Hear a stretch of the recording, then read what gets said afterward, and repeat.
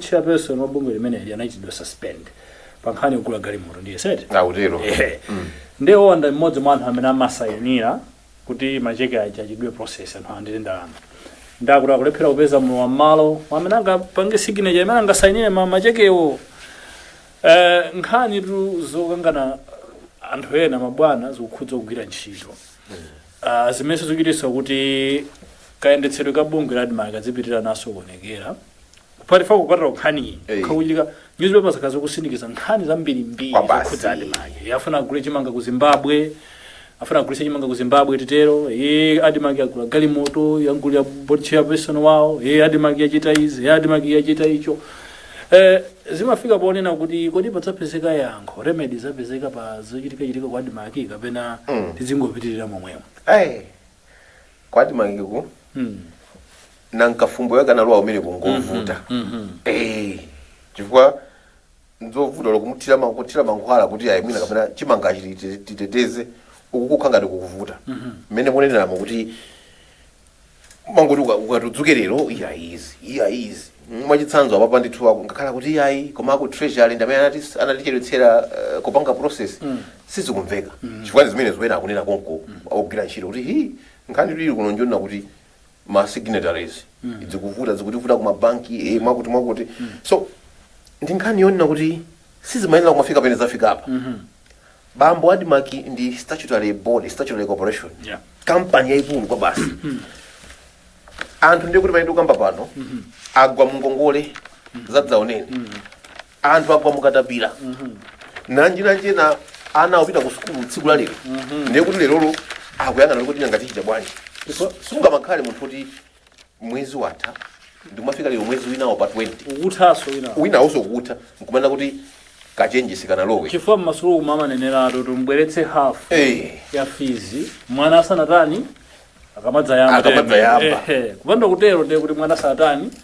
sayamba amatero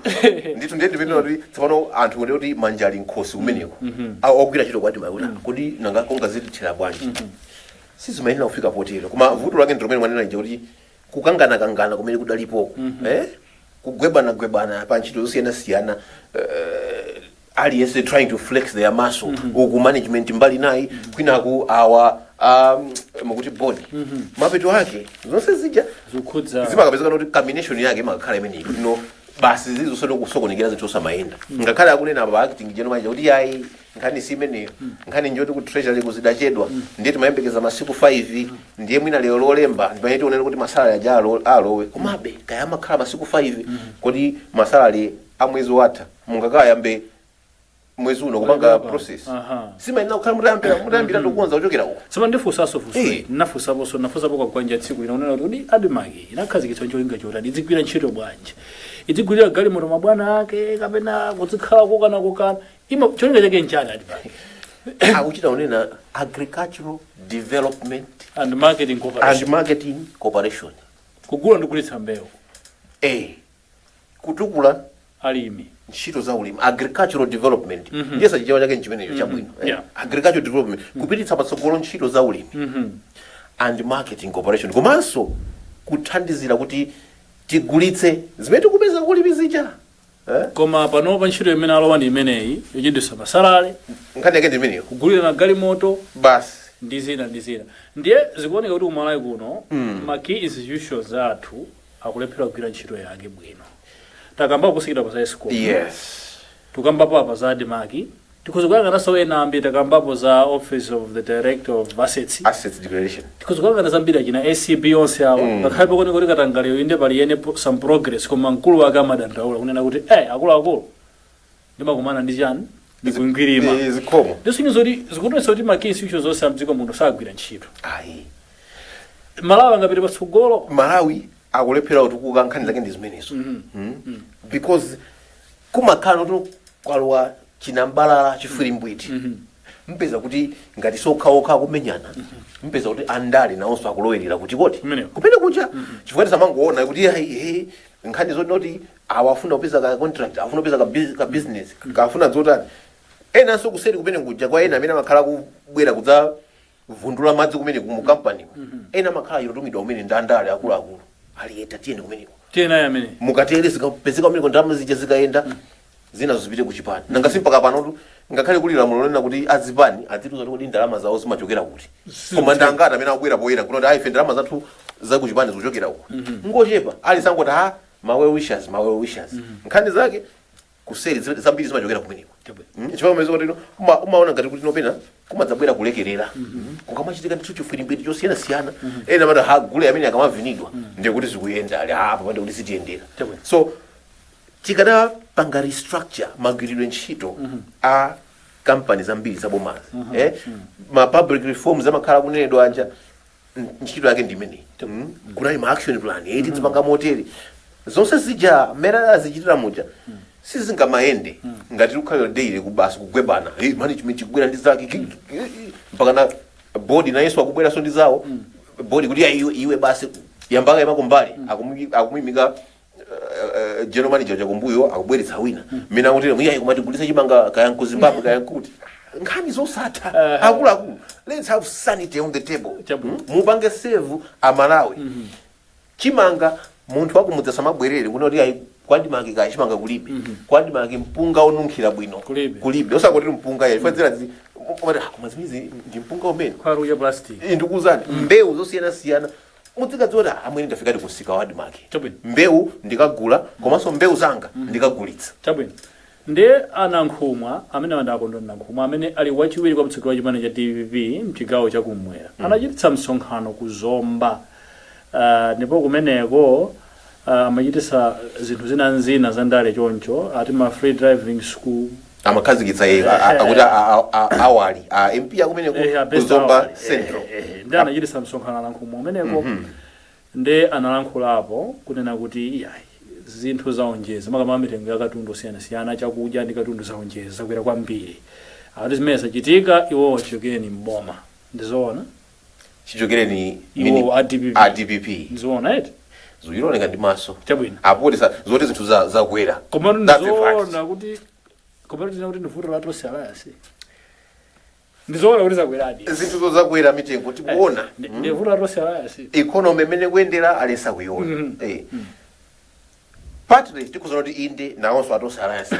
nawonso zikwakuza teya to blame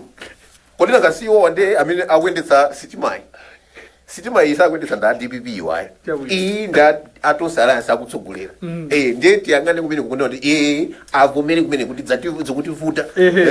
chifukwa zimatengera kuti nanga ma policies kapena upangiri umene akupeza akugwiritsa ntchito komanso kuchokera pena ndalowa mboma manja mwadzafika tsiku la lero ndi zingati zimene azipanga azikonza zonna kuti zikhoza kutukula kapena kupitisa patsogolo miyo ya Malawi zina zimene manena zijaona kuti kumafunika ma reforms ku companies zosiyana za boma zikawapanga tiki zinthu ngati zimenezi kandi ma statutory bodies ma public institutions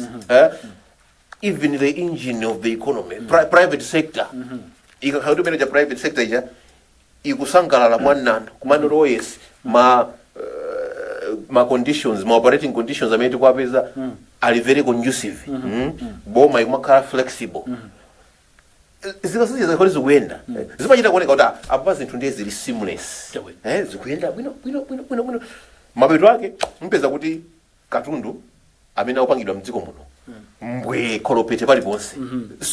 sopo manena kuti kaya sopo phikira ikani sopo sambira sopo samaphikira sopo sambira sopo chapira azikhala kuti mbwe paliponse mtengo wake mapeto ake uzitsika chimanga production kumene mpeza kuti paliponse chimanga chili kolopete mapeto ake mitengo idzirani kuti ikutsika koma ngati mpeza kuti chimanga chija chaka chino iyayi production yativuta chaka icho iyayi zipangizo sizikupezeka mokwanira kodi zimene ziyenda kuti zinthu ziyenda chabwino tiye tiyang'aneni nkhani yokhudzenso pano zimene akunena anankhumwa apa anthu zimene anena pasonkhano amene akunena kuti ifeyo ADPP ngofunika kuti tilowe mu bomamo tiapulumutse Amalawi akungotero komano nkhani yonena kuti apulumutsa bwanji Amalawi sakumafotokoza apanga chani ni nkhani inangonya kuti tiapulumutse komano nkhani makhapo ne kuti tiapulumutsa bwanji pamenepo kalumo kakuthwa kamene inako konkotani tanene lwana nkhumba awa adira fotokoze inde amanena fotokoze kuti ife titabwera tikhoza kukonza motere komanso sizokhazo timanena kuti awawo ngati DPP panopa ndi leader aku opposition opposition is a government in waiting amayenera abweretse ma alternative osamangokhalira kudzudzula kuti anzathu akulephera azikuwavuta mukadakhala inu mukadadani saunena hayi tikadakhala ife tikadali olwevi mwina kungopereka upangiri kumene kuti akuluakulu pamene pakuvuta ndipango tipakutipo tafuka mphulani zakuti mene pokuti zilongosoka koma panopa olaneneyo wakuti ayi tatiyesani ife tibwerereso mboma ndimanena kuti zili ngati kunyumba iweyo pabanja pako iwe ndi madamu mungokhalira pamene bokosheni yokhayoka ndiyo ndikunena kuti ayi mufuna no mmudzimo akulongeni ufumu kodi anthu mmidzi muja akulongani ufumu sakutolani utsiru anoti ngati mnyumba mwawo mwaziuvuta akukhalira pamene kumenyana daily mulibe mtendere mnyumba kodi ndiye tikapatsa ufumu mmudzi muno pamudzi pano pakhala zinthu ziyenda mwa mtendere ndasatinamiza DPP akonzeka nyumba mwawo kugwebana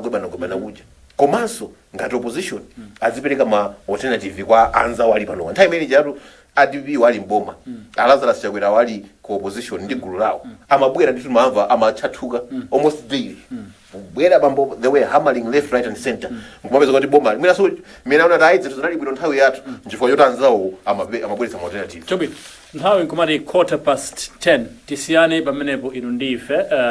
tinangane overso how in Steve Degaira moti mwako za nkhani ku Times Group tipereke bwaroli kwa anthu ena amene akufuna nawonso ndithagwirepo ntchito pano zinthuzi timachita kusiyirana yayi tionanenso mawa lino pamene tizakupatsani pamene Kwagwanji kuyambira pa 9:30 mpaka pa 10:15 pitizani kuonera kani mawa Times.